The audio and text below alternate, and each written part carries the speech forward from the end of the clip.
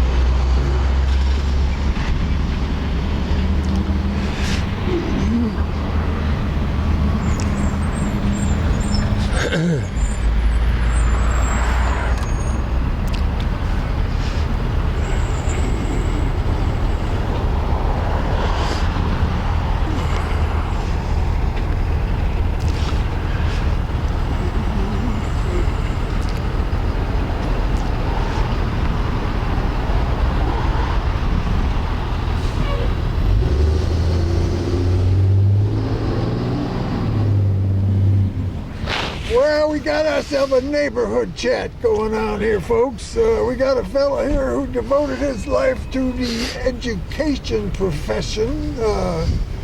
We are in the neighborhood of some monuments to the educational efforts of education, about education in the neighborhood.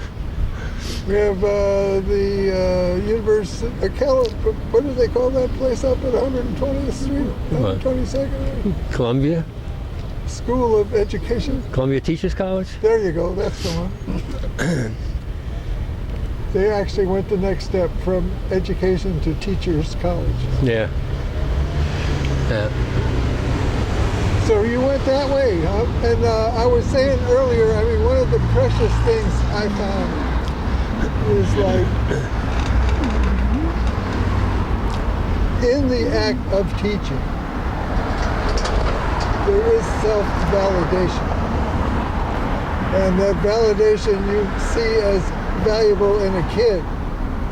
You have the generosity of spirit to lay some on because you have already felt the joys of a whole bunch. Just the joys of teaching have that reward of validation, which teaches you to respect it to the point of making sacrifices for its maintenance. But we're talking about a trip. We're talking about a way of the head that good teachers do have as their payoff. They'd stay young forever if they can just stay in touch with the,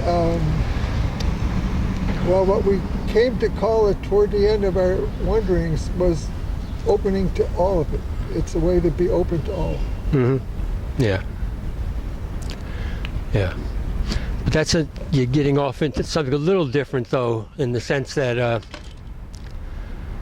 the system is set up in such a way that a lot of good teachers, you can't, they don't always let you teach in the style that is best, that works best for you,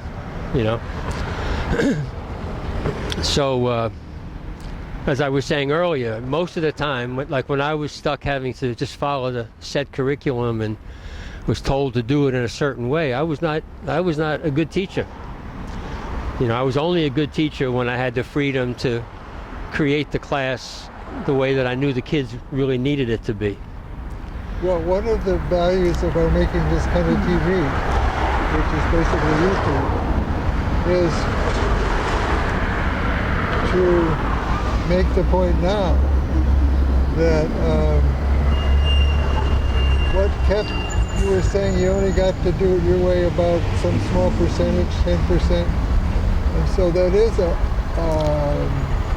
painful daily life to go ahead and go through the motions teaching something you're uncomfortable doing. Wow, I can imagine coming home after a day like that just feeling totally frazzled. Yeah. Yeah. I have often said that unless I get hit by a truck or something, if I die sort of relatively natural causes, I think my time with the Board of Ed is going to I think I'm going to die sooner. I think I'm going to die sooner than I would have if I did not have that type of stressful job for so many years.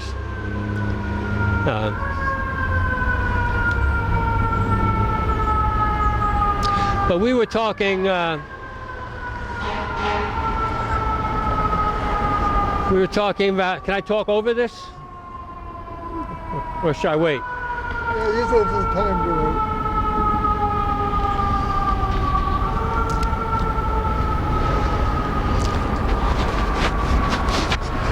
And we were talking about the survey, and one of the big things that came up in the survey was that the students didn't feel the counselors had enough time for them, didn't listen to them enough. But part of the thing I was saying is that, to a large degree, it was because the counselors had too big a caseload. You know, they had hundreds of students to deal with, and they also were forced to be the programmers for the students. What does that mean, programmers? Like actual. So we were good up until you went to get your stuff. So we were saying I was going to return to the survey, and well, I was talking. The last thing that I remember, the counselor thing, the fact that there are so many. I had said to you that it's important for the public to know that the counseling situation doesn't really work in a lot of schools. And that the counselors themselves would complain that they just didn't have the time to really counsel kids. And part of the reason, number one, they had too many students in their caseload. Hundreds. They had hundreds of students in their caseload. And so, yeah. All right. So, right away, one counselor with hundreds of students, obviously you can't devote a whole lot of time to each kid. But then on top of that, they were put in charge of the programming. So not just, a counselor does need to be involved in programming in the sense of helping a kid figure out which courses are best suited based on, his or her interests and needs. I would guess by now they figured out a better way to do it with computers and stuff. I don't know. I would not necessarily assume that, to tell you the truth. Because this was when I was at Stevenson. It was, it was 20 years ago. But, more than that. More than 30 years ago. How about this? We got the standard deal, and you want an exception, so that's how we program. Everybody gets a standard deal, and if you holler, we'll let you do something different. Yeah, I don't know how it works at this point. But the bottom line was that the counts. What were some of the choices the programmer had to make? Oh, I don't remember. Well, they were tough. It's like you really should know the kid before you make the call. I don't even know if that's true, because for the most part, most of the curriculum in the school was not a relevant curriculum anyway. There you go. It was more about what's required for graduation. Because occasionally it happened that a kid thought he or she graduated and then found out 2 days before graduation that they missed the course because the counselor forgot to tell them they had to take this course. That happened occasionally. So it wasn't so much, it was more about fulfilling graduation requirements, because most of the curriculum was not, the curriculum was designed by people in Albany or somewhere else. It was not designed with input from the community or from the kids. So it was a pretty irrelevant curriculum, and that's part of the, going back to what I was saying. There is quite a lot of lack of response input, as you're calling it. They don't really watch what's going on at the other end. They don't. Yeah, it's like they've been.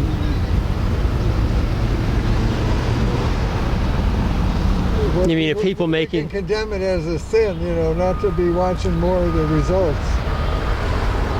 Yeah, I mean, you should always be, like, even when I would teach, whenever I had the kind of course, when I had the freedom to teach the way I wanted to, one of the things I always did is at the end of each week, I would ask the kids, how did you feel about this week? What did you like that we did? What did you think we could have done better? What would you like to do more of? And it was an ongoing thing. I always made it a part of the curriculum, is to process as you go along. And that's what should be happening in a school. You should always be evaluating what's going on. And you're developing social skills and talking out loud to authority. Yes. Yes, you're learning how to, you're being listened to. And the thing about being listened to is that when you are listened to, the message you're getting is that you have something worthwhile to say, which translates to I'm worthwhile. Validation. Validation, as you were saying earlier. It's the validation of your worth as a human being, which then makes you perform a lot better. How much an hour does the boss pay you, punk? Hey, shit, that's the validation. We are metric slaves, brother. Surrendered to the metricity of our slavery.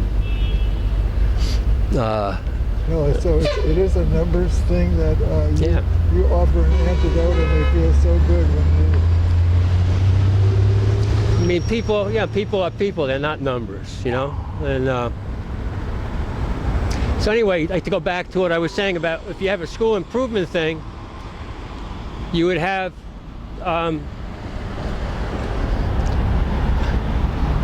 the whole curriculum would be designed with input from everybody in the improvement group. So you'd have input from kids. You'd have input, direct or indirect, probably from community members. Because to me, in a school system, the doors should be open, and the community and the school should be working together. So there should be community people allowed and encouraged to be in the school. There should be community people in the school who have an opportunity to talk with the kids about things that they think are important. There should be internships and apprenticeships going on. But as you say this stuff, right now you're saying the system is so bad there's very little of it at all? Yes, very little of what I'm saying. Yeah, very little of community involvement. The teachers are feeling, can you describe some of the agonies the teachers are feeling, that they are denied, they have to teach curriculum they don't believe in their hearts are worth teaching? Yeah, but I can describe it more from 10 years ago when I retired, because I know nowadays the teachers are really upset about all the testing that they're forced to do. And one of the things that I talk about with, like different current educators, like they'll say, some of them will say, stop all this testing, give us our schools back. And what I respond to with that is, our schools were no good even before all this testing. Our schools still did not belong to the kids and the community even before we were doing all this testing that you're talking about. Because the testing just started right around the time that I retired. I retired in '05. And that's around when they started getting really heavy with the testing stuff. So all the time since that, these 10 or so years since then, I haven't been in the system, so I haven't experienced it that way. But we can guess what a pain the tests are. What the pains are is like more impositions on what they insist is happening. Yeah. When you're making a struggle to, it's hard enough to teach without all that trouble. Yeah, yeah. But the point that I make is that even without the testing, the curriculum that we were forced to throw at the kids, which was irrelevant and boring, it was a setup for the kids to fail. Can you give an example of how it could have been better? What kind of curriculum? What kind of course? Yeah, I mean, what I would have done, first of all, I would have, in the school improvement group, there would have been a curriculum committee. And that curriculum committee would have been open to any person, every person in the school community who wanted to be a part of it. You'd probably end up with 15 or 20 people. But if you had 300 people who wanted to be a part of the curriculum committee, you could do that. You take whatever number you have and you figure out a way logistically to make that work. And in the curriculum committee, then you would have input each person, as I was saying earlier with the John Stuart Mill quote, you know, the more perspectives you have about anything, the closer you come to its truth. So the more perspectives you have about curriculum and what I think curriculum should include, and you think curriculum should include, and she thinks curriculum should include, the more that you have, the closer you're going to come to creating a curriculum that works for the students, that helps them become more empowered, that helps them learn how to deal with the real world that exists right now, and also helps them to learn how to figure out how to make tomorrow's world a better world. Because you got to do both of those things. You know, you need to know how to deal with reality, but you have to have a vision to make reality become better. Especially when there's so many things going on in our world that are destructive. So the curriculum committee, part of the school improvement group, would create curriculum with input from everybody in the building, but also within the classroom. Like, for example, one thing that I would want to, if I were teaching today, I would want to offer a course called Solutions. And Solutions would be open to any kid in the building.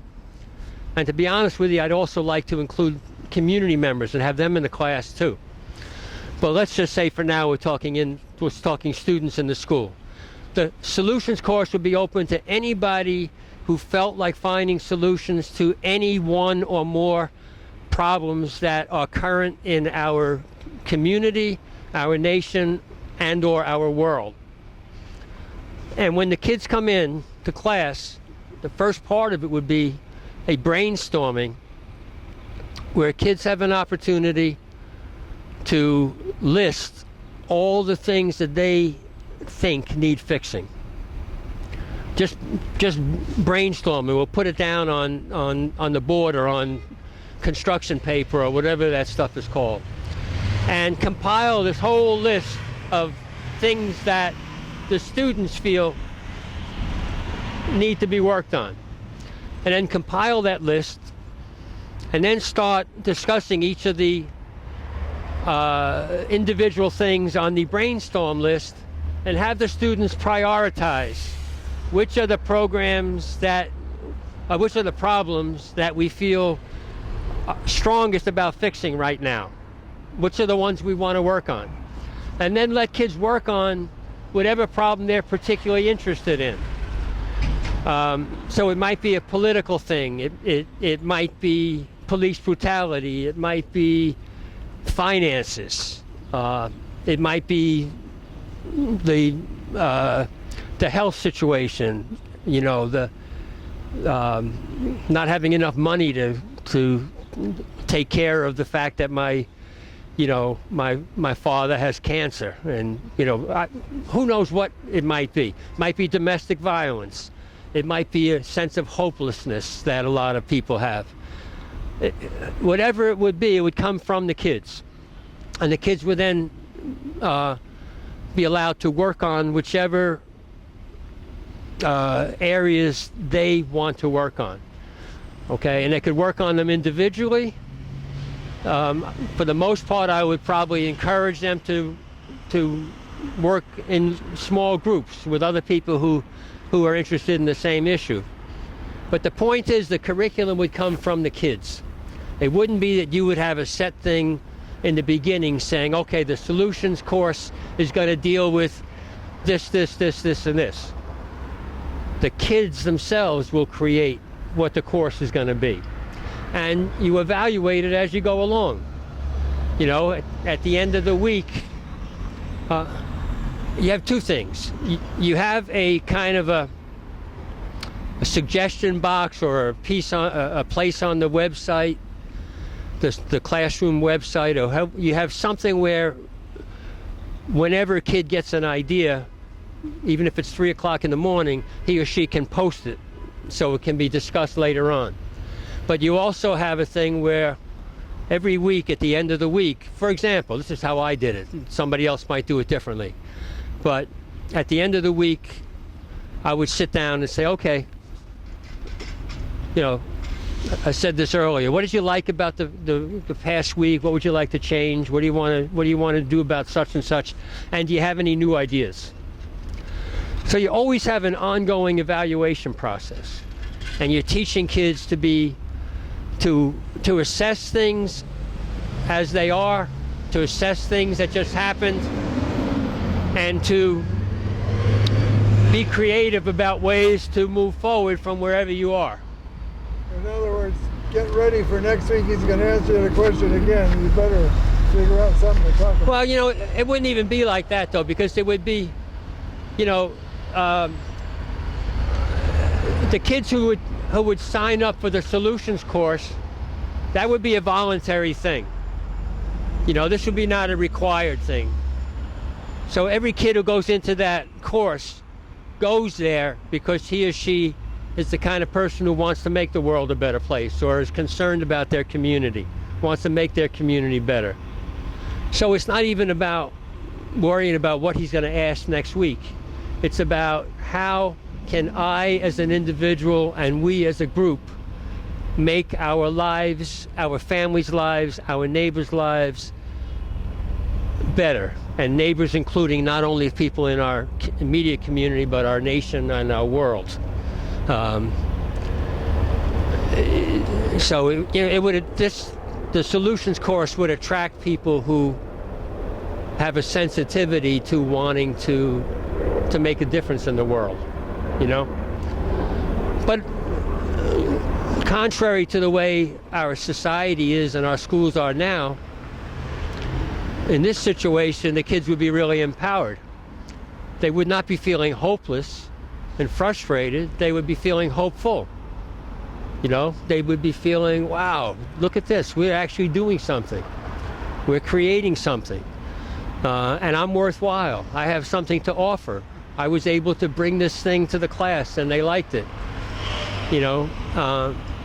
It's very important. One of the things that we all struggle with is wanting to feel that our being alive makes a difference in the world. That we're significant, that we belong. We don't have that in our society generally. We don't have that in our schools. We don't have that sense of belonging. In fact, I think I've always felt that part of the allurement, if that's a word, or whatever the word would be, of joining a gang is that sense of belonging. Being a part of a group. But we need more positive ways for kids to be a part of the group, and working on finding solutions to things is a really good way to feel that sense of belonging and feel that sense of accomplishment, of being significant.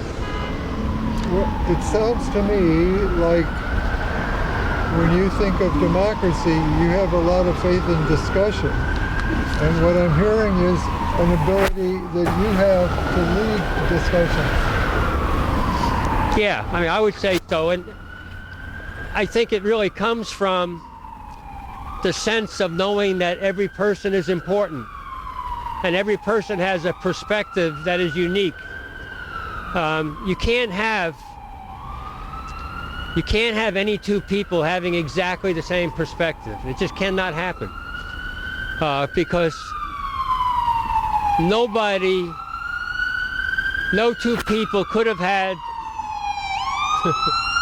whoa. Good luck, man. Wow. No, it's on my house. So no two people could have had the same exact life experiences. It just cannot happen. And even identical twins can't have exactly, I don't know, I'm not a scientist, but I don't know if they can have exactly the same makeup in their genes. Maybe they can, but they can't, if they do have that, and as I said, I'm not a science person, so I'm not sure, but they cannot have experienced exactly the same thing in life. So they cannot have exactly the same viewpoints. So my point is that every one of us is unique. Every one of us has different strengths, different weaknesses, and different ways of looking at at everything. What you're saying is that we're entitled to our differences. Yes. And not only are we entitled to them, but they should be honored. Because it offers something new. The fact that you can teach me something that I don't know, that's a great thing. And I am thankful to you for that. And I'm thankful to her and him and them for being able to teach me what they can teach me that I don't know. But when you are the guy who's calling on people to talk in order, Yeah. do you see some advantages of experience, we can call it, in choosing who to pick next? Yeah. Because as you like you want to make sure that every kid in the class has an opportunity to speak, and you want that from the standpoint of hearing what they have to say, but you also, and maybe especially, want that from the standpoint of having each of them feel that they're making a contribution. Yeah. So that if I notice a kid who is quiet and hasn't said something, I will try to encourage that kid, but in a safe way, not in a way where I'm going to put the kid on the spot, make him feel bad or make her feel bad if they don't have something to say right then. But it'd be more like a safe thing. Johnny, what do you think about this? Do you have a, you know what I always do? I digress for a minute, but I always let kids know, if I ever do call on you, or if it's ever your turn to say something, if we're going around in a circle, for example, you always have the freedom to just say pass. And if you say pass, I'll come back later on and I'll say, Joe, you ready now? Do you feel like sharing something now? And if you say no, I'll say fine, no problem. Let me know if you change your mind. So you're always welcome, you're always invited, we always want to hear what you have to say, but you never have to feel that you have to say something. I think we're running out of water juice. Didn't bring an extra milk. But let's try this trick.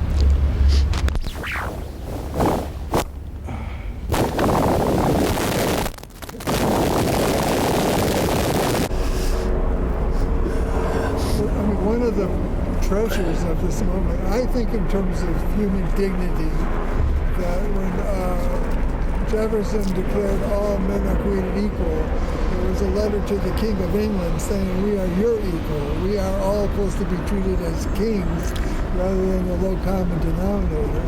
The tragedy of America, I was calling it metric slavery, but if you're just an ordinary schmuck, if you're not only making enough to pay the rent and this and that, then you are in the status of fairly low class.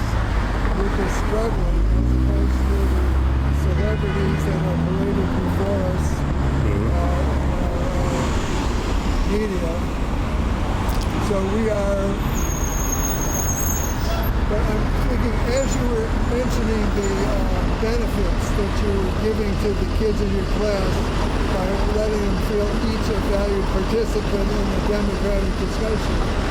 I'm thinking how little of that actually does occur out there. Yeah. With video here, we can help make it happen, encourage it. But that is the tragedy of America, that people just want to watch TV and get drunk. They don't want to participate in democratic solutions to problems. Well, and they don't think they have much to offer either. I think that's more what I would say. They don't think they have that much to offer, and they've kind of turned off to the whole thing. I mean, if you had, see, the thing that I believe and the message that I deliver is that every person alive has something to offer. That every person is worthwhile. The home. That's what communism is. Really? Oh, that's what. But the homeless person, is to be respected just as much as in our society the billionaire would be. So every, always in my class there was always, and this is why I say in the school improvement group, the whole system every person, I like the fact that you used the word dignity, because every person needs to be treated with dignity, respect and dignity.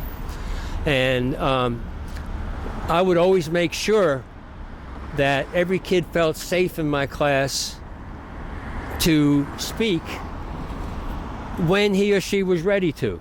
I would not force it, you know. You always had the right to say pass. If I called on you, or if it was your turn for something and you didn't feel ready to share something, just say pass, and that's respected. And then I'll come back to you later on and say, Joe, you ready yet? Do you feel like, you know, either that or you'll raise your hand when you're ready. You say, now I'm ready. Now I'd like to, you know, And you wouldn't like to do forget it. either. You wouldn't Right. go back to him. Absolutely. And it was always about, and I would always, you know, reinforce the idea that you are unique, that no other person, like if you tell the truth, you have to speak your truth for this to be true. If you speak your truth about any topic, then that truth, there's nobody else in the world who can speak exactly that truth, because nobody else has had exactly your experiences, and nor has exactly your mindset. So if you have 30 people in a classroom, there's going to be 30 unique viewpoints about any topic. Even if, let's say, like I said earlier, like you and I might be 99% in agreement, but there's that 1% that we see a little bit differently. That makes your viewpoint unique from mine, and vice versa. So 30 people equals 30 viewpoints. So in order to come closest to truth, you got to hear as many. Ideally, you hear all 30 viewpoints. Ideally, you hear all 30 viewpoints. Now, if a couple of people choose not to participate, fine, you respect that.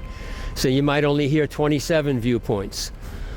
But as long as you open up and make it clear that we need all of the viewpoints that you're willing to share, because the more viewpoints we have, the closer we're going to come to figuring this thing out and finding out what the truth of it is.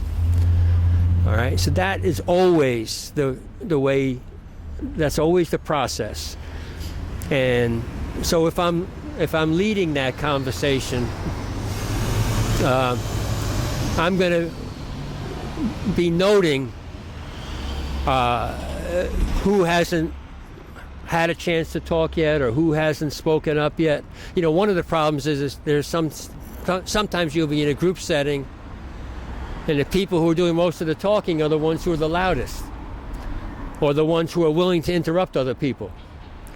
You know, you got to create an atmosphere where interrupting is not allowed. You know, maybe the talking stick, or, you know, you might use a talking stick, or you might just create a spiritual kind of energy that makes it clear that whoever's speaking, you allow him or her to have their say before you respond.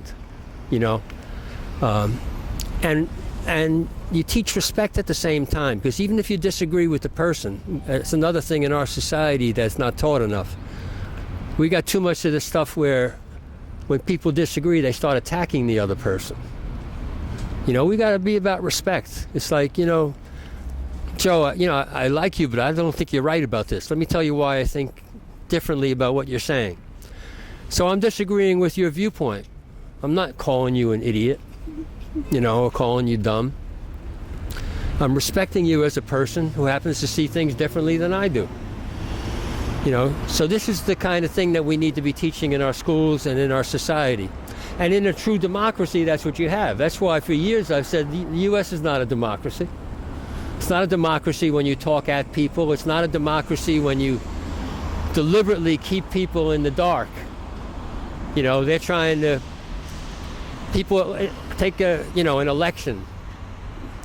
You're electing people. You don't know the truth about the people you're trying to elect, because I don't even want to go into all these. the media portrays things certain ways.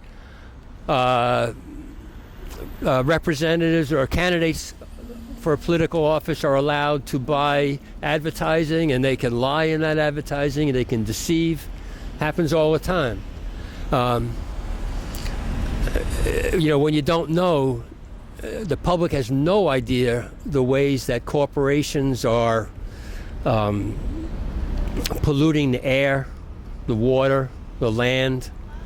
The public doesn't know the truth about global warming because the media is not being open about it. Things like the conspiracy things, so-called conspiracy things, the JFK thing, 9/11. The public doesn't get to hear the other side of these things. You cannot call a place a democracy, even if you're giving people the vote, if the people who are voting have been deliberately kept misinformed by either the government or the mainstream media or the curriculum in mainstream schools, or all the above. So there has to be not only a respect for the individual and a respect for every other individual and a respect for other groups and other ethnicities and other political persuasions and sexual persuasions and ages and all of that stuff, but there has to be respect for truth, for the process of discovering truth. Because truth is people have different ideas of what's true. You're saying within the educational system, we should declare a new law that teachers have the right to teach the truth. Teachers have the right to expose their students to all sides of things. Yeah, all sides. I don't want to say teach the truth, because that implies that the teacher knows the truth and the kid doesn't. The teacher doesn't know the truth. The political normalcies, which are arbitrary in their scope. Right. Exactly. Let's try to figure out what's really going on. Let's try to learn what's really going on. But part of what's going on is they're fooling us. Yeah, and that's one of the things that needs to be learned. But it can't be, in my opinion, it can't be a teacher standing up front and just saying, this is what they're doing. I think a teacher has a right to give his or her opinion. Not all the time. It shouldn't be like the teacher's soapbox to get up there and say, this is right and this is wrong and this is right. It shouldn't be that. But a teacher should have a right to give his or her opinion about different things, but not too often, I don't think, because it mostly should be about, it doesn't matter in a way what my opinion is. What matters is that let's take a look at all these opinions, and then you, dear student, weigh it all out, take it all in, weigh it all out, and see what you think is true. And then share those thoughts with somebody else, including myself as a teacher. And let's grow together. Let's learn together.